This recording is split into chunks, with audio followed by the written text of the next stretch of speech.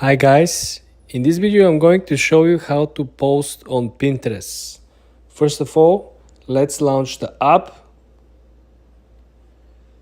You want to click on the lower plus sign that is in the middle of the settings.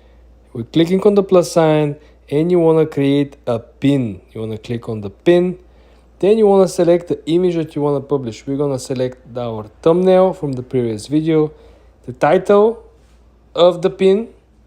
You want to create a title that is likely, if not the same as the picture or the motif of the picture, the theme of the picture. In our case, we have how to download YouTube video.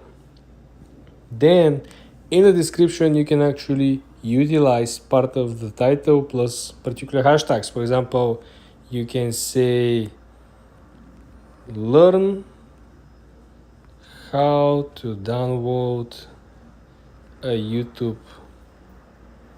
video,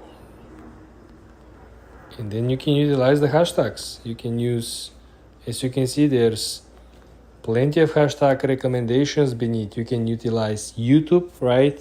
You can utilize something more niche, for example, YouTube videos or video ideas.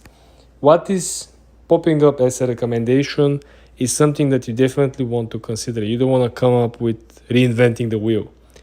You are using the pins, which essentially means other people's ideas and popularity of the post or search terms. In our case, we're using YouTube and YouTube video ideas because these are the pins. This is what is popular as a topics or keywords. Third option is you can actually include a link. For example, we have a link from our video, right? You want to simply copy and paste your link. Then you can create your own board. It's like a folder where you actually filter and organize your content. This is something that makes sense if you actually following or focusing on only one niche or only one industry.